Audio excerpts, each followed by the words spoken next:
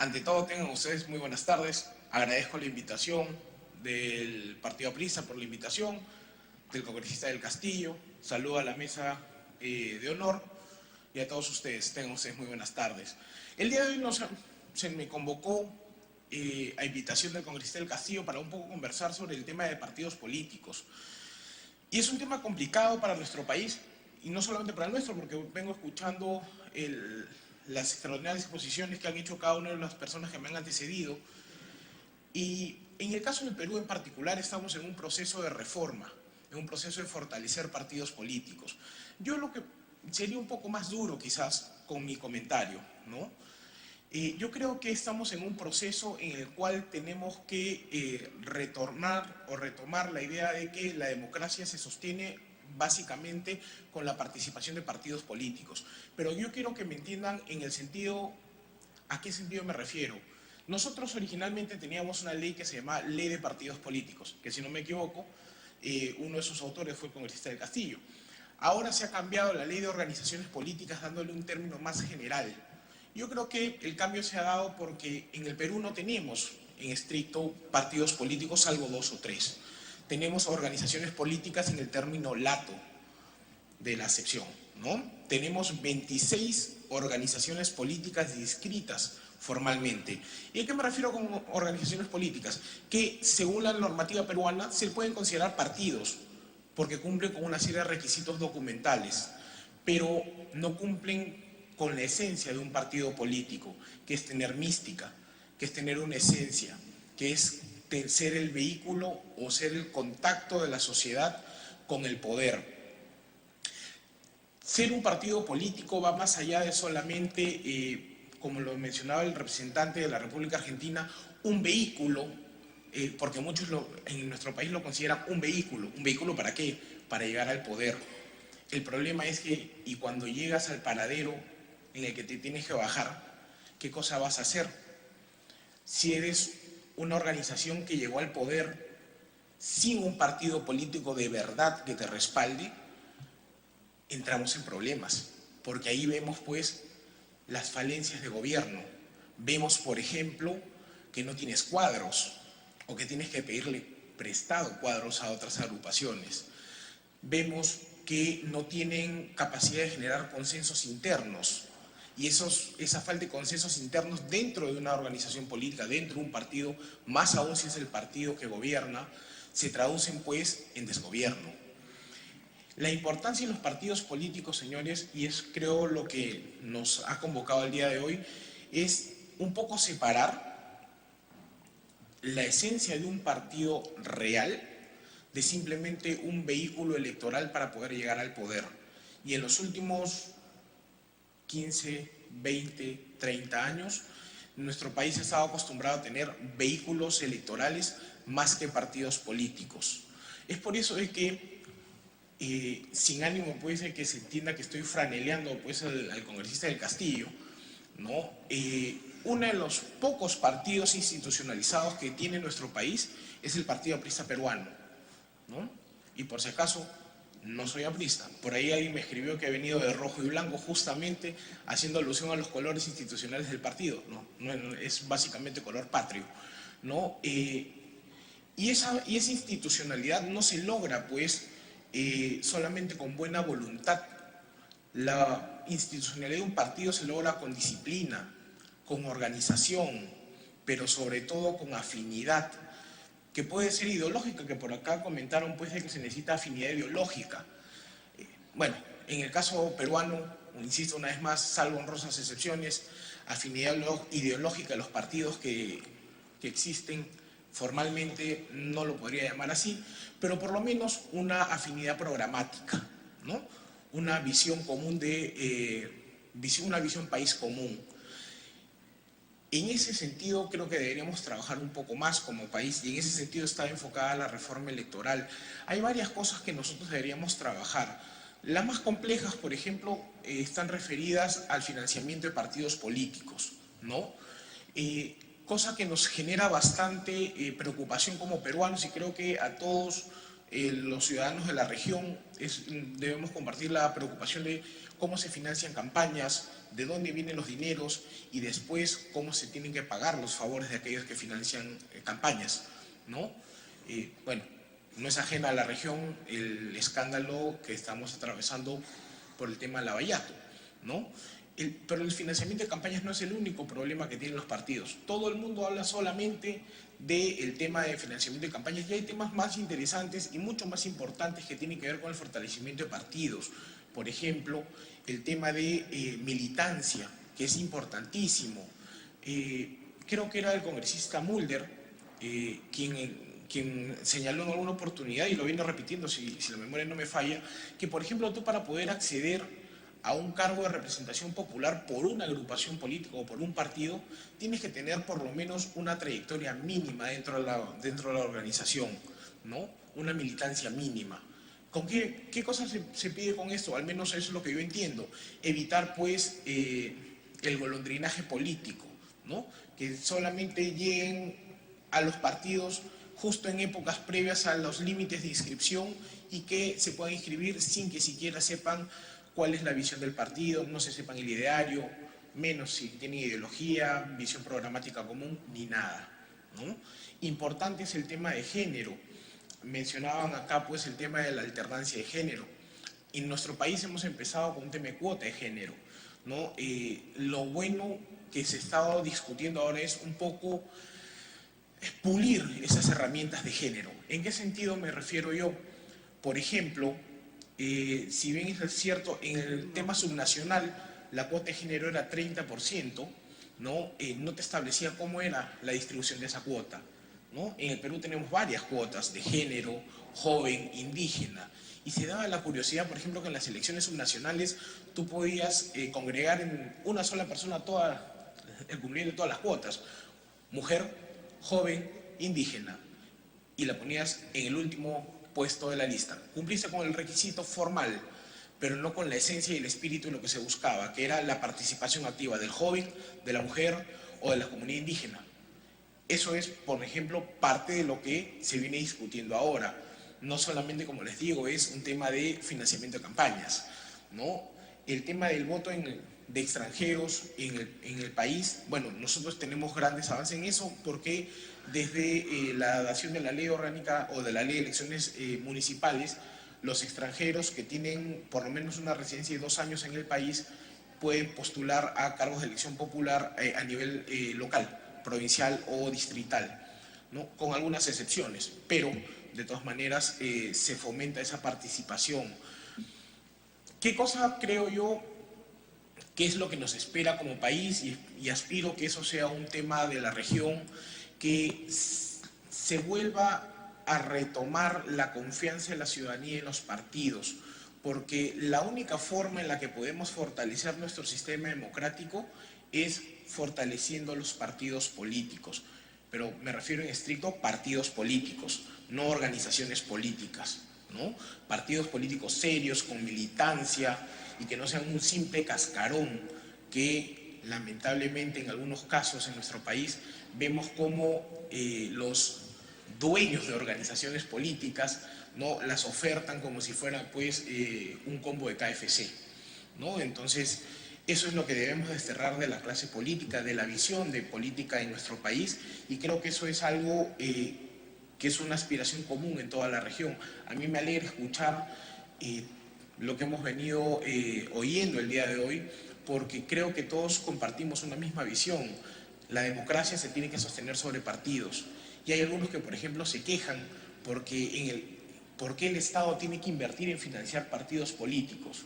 Bueno, yo recuerdo que a mí me enseñaron en mis clases de constitucional, ¿no?, que, una vez más, los partidos contribuyen a sostener la democracia. Y la democracia, señores, cuesta, no es barata. Y cuando se pierde, es mucho más caro recuperarla. Fortalecer partidos políticos es asegurarte que tu futuro, el de tus hijos y el de tus nietos, seguirán manteniéndose en eso, en un régimen democrático. El día que no lo tengamos, ojalá que en nuestro país no volvamos a aquellas épocas, nos va a costar muchísimo más el recuperarla. Y en ese momento recordaremos que se quiso fortalecer partidos políticos y no quisimos. Muchísimas gracias.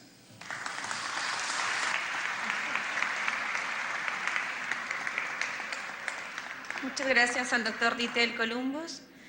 Antes de empezar con nuestro siguiente expositor, por favor, quiero recordarles a los señores panelistas que tienen cada uno 10 minutos para su intervención. Les solicitamos encarecidamente no excederse con el tiempo, por favor. Bien, continuando, vamos a dar pase al licenciado José Murat, representante de la Fundación Colosio de México.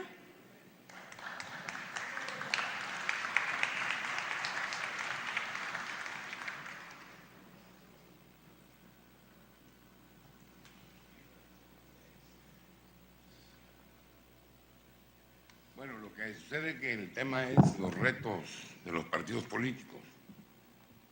Entonces, el reto está a la vista, la corrupción.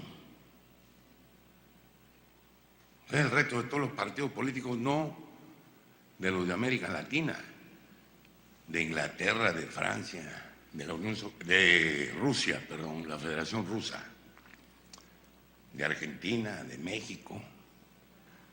En estos países de esta parte del continente, países hermanos,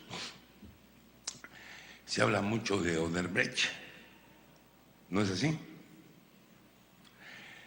En México tenemos también 2 o 3 asuntos con Odebrecht, pero no tienen que ver con la política, tienen que ver con la corrupción. ¿Cómo llegó Odebrecht a México? ¿Cómo se manejó? ¿Qué hizo? ¿Cómo lo hizo? Al final del día van a tener que responder estos, pero para no alargarme, a ver, es corrupción, la lucha contra, ese es el reto de los partidos políticos, ese es el tema, ¿no? Corrupción, impunidad. Primero. Segundo, ¿qué quieren los jóvenes, hombres y mujeres, y los ciudadanos? En esa dirección, corrupción, impunidad, transparencia. ¿Sí o no? ¿Qué más que quieren los hombres y las mujeres de los distintos estratos de la población de cualquier país del mundo? Seguridad. ¿No es así? Por la penetración de las mafias y el mecanismo de control de los poderes fácticos. ¿Qué más quieren? ¿O qué más queremos? En el tema económico, el empleo. O sea, que los partidos, cuando lleguen al poder, generen empleos en todos sus niveles. Y eso tiene que ver con la cosa económica. ¿O no es así, amigo García? Eso es la realidad. ¿Qué más quieren? Educación, preprimaria, primaria, secundarias y luego ciencia y tecnología, ¿o no? Los países que no apuestan a la ciencia y tecnología no crecen. La independencia alimentaria. Los países que no producimos lo que consumen nuestros pueblos, somos países dependientes. ¿O no es así? Esos son los retos que tenemos. Educación, salud. Los países que apostaron por la educación y la salud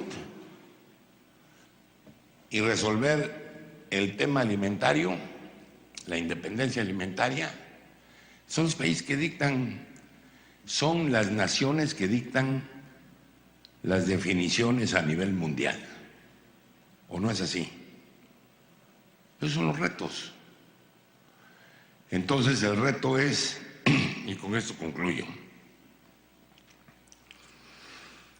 fortalecer el sistema de partidos, fortalecer el sistema de partidos para que se consolide la democracia en esos países, desarrollar y profundizar la democracia en nuestros países, en nuestras naciones. Y la forma de hacerlo es dar respuestas a lo que quiere la gente. Candidatos y candidatas que ganen elecciones, sí, pero dando resultados. Seguridad, empleo, salud, educación, lucha contra la corrupción y contra la impunidad. Eso es lo que queremos. Eso es lo que dicen los jóvenes, hombres y mujeres, allá en donde estamos, y lo dicen aquí, lo dicen en cualquier rincón del mundo. Y los ciudadanos en todos sus niveles no les gustan las dictaduras,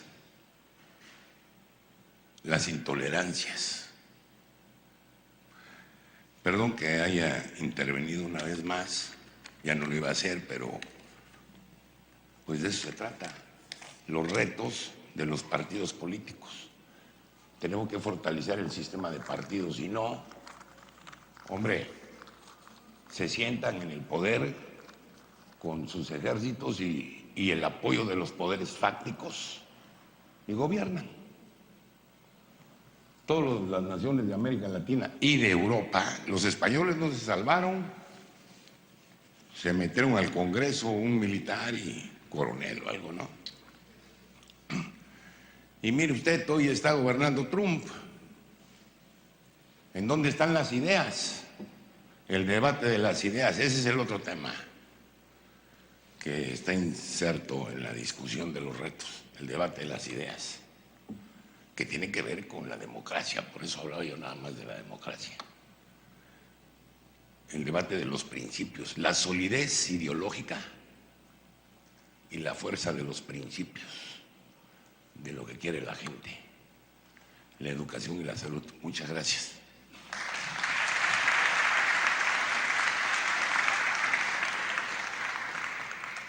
Muchas gracias, licenciado Murat. Ahora, continuando con el panel de expositores, damos pase a Irene Pesantes, representante del movimiento Juntos Podemos de Ecuador.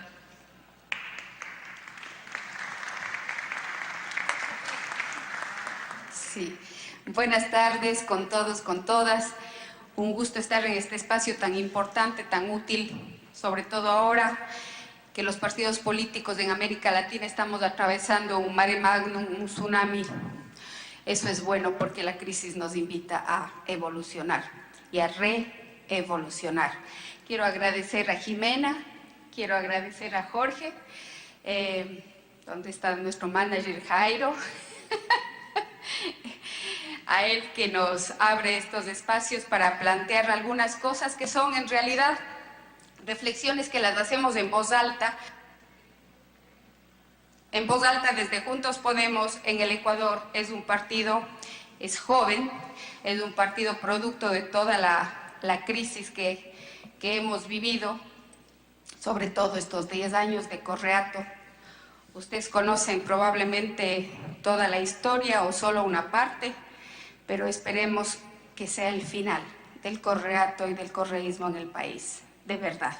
Y ojalá el continuismo no esté encarnado en su vicepresidente y en Moreno, que son es el nuevo presidente.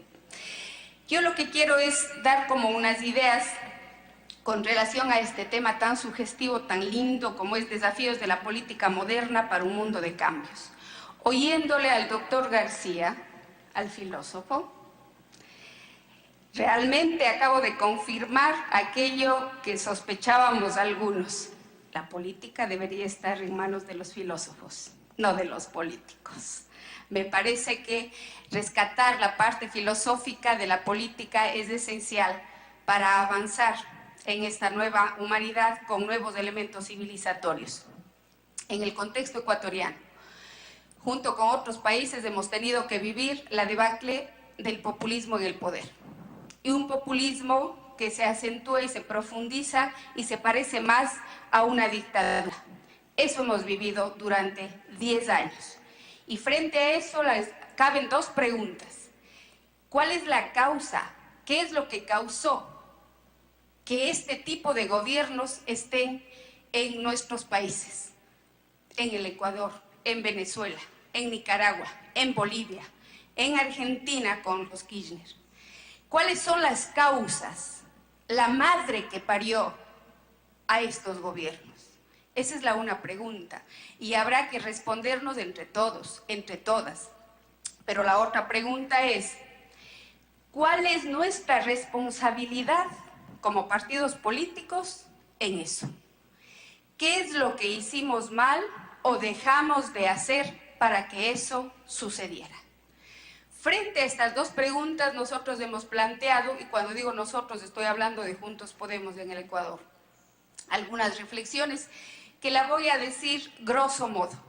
Son como 4 ideas rapiditas que quiero compartir con ustedes.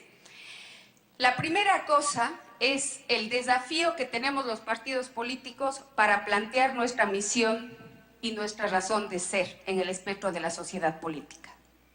La misión, la visión de desarrollo, la razón de ser de los partidos políticos deberá ser la vida como centro. La vida como centro. La humanidad, la naturaleza, los animales. Exactamente igual de importantes. La naturaleza no nos necesita para supervivir, es más, si la especie humana desapareciera ahora mismo, la naturaleza retomaría su cauce y este planeta se regeneraría. En igualdad de condiciones, la vida como centro y como eje del desarrollo y la razón de ser de los partidos políticos y de la política en esta nueva etapa.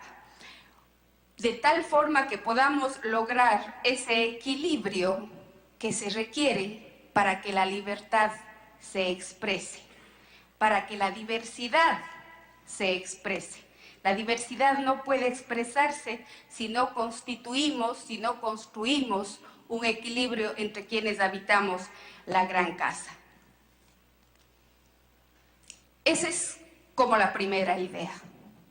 La segunda idea es que es inútil cualquier tipo de ley, norma, reglamento, partido político, gobierno, sistema. Son y resultan inútiles si el cambio, la transformación y la reevolución no empieza por uno mismo. Es inútil. Es hora de plantearnos 2 elementos básicos, rescatándolos, tal como dice el filósofo García. La una es la ética, que no es una abstracción, no es un concepto sin contenido. La ética, y cuando hablamos de ella, estamos hablando del otro, de la otra, de la gente a quien nos hemos comprometido a servir. De eso estamos hablando. No es un concepto abstracto. Tiene nombre y apellido, tiene rostro. Y la otra es la lealtad. La lealtad no con personas solamente. La lealtad con los principios políticos, filosóficos que rigen y que nos enamoraron y que hicieron que nos animemos a participar en un partido político. La ética y la lealtad. Y allí parte de eso viene lo que estaba planteando uno de los panelistas sobre quiénes tendrían que estar acá. Personas que han sabido construir su leyenda personal sirviendo a los demás. Personas a las que ya hemos visto probarse en el servicio incondicional, en este principio de la servicialidad, que es un principio básico para la política y los partidos políticos que hacen política. Ese es como un segundo elemento.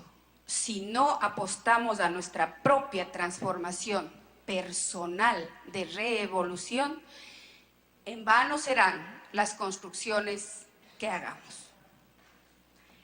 El tercer gran principio o idea es que de alguna manera la política y los partidos políticos tienen que frenar este consumismo brutal que está acabando con nosotros, con nosotras, pero también con la casa en la que vivimos. Yo creo y creemos que es necesario redefinir la riqueza, y redefinir el éxito. Tenemos que darle nuevos elementos, elementos más humildes, elementos más sabios, elementos más ricos, que nos permitan saber que el éxito y la riqueza no pueden ni deben atentar contra la coexistencia y la existencia pacífica entre la humanidad. Redefinir la pobreza. Conozco gente que vive en medio de la selva que es infinitamente rica. Y conozco gente, y todos lo sabemos, inmensamente llena de cosas que es infinitamente pobre. Hay que ponerle nuevos contenidos a la riqueza y a la pobreza para evitar este suicidio colectivo al que nos enfrentamos cuando estamos dentro de este sistema consumista que es absolutamente atentatorio contra lo que más amamos. Y cuando hacemos esta redefinición, es imposible dejar de pensar en una tercera patita, en una tercera arista, en una tercera faceta que es parte del desarrollo. Justicia social, perfecto, y hemos venido luchando por ella. Desarrollo económico, perfecto, y hemos venido mirando 1000 fórmulas para lograrlo. Pero hay como una cosa que se nos ha olvidado y que tiene que ver con la filosofía, efectivamente, pero que es mucho más retadora, que es la parte de la espiritualidad sin que ésta tenga que ver con ningún tipo de religión. En eso estamos claros. Saberse parte de un todo, sentirse conectado con todo, con todos, en todo.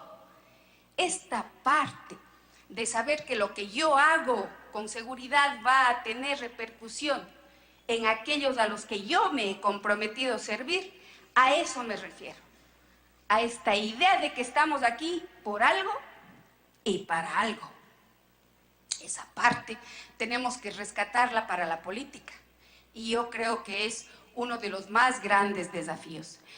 Y hay una cuarta idea, que es esta, que es muy sencillita, que lo han resumido en el aquí y ahora. ¿Cómo vivimos el presente si no es como un regalo? Hacer las cosas que nos toca hacer de la mejor y más alegre manera posible. Vivir el día a día cumpliendo y haciendo la parte que nos corresponde hacer. Que es el principio de servicialidad, es lo que a nosotros nos plantea como retos dentro de los partidos políticos para hacer cosas que son viejos, nuevos retos. Porque estamos años luchando por ejemplo, la transparencia y la rendición de cuentas con mecanismos eficientes y efectivos, o para fortalecer el Estado de Derecho y de derechos que tienen que ver con la dignidad de las personas, o para fortalecer la cultura democrática a través de la participación no solo electoral, sino ciudadana.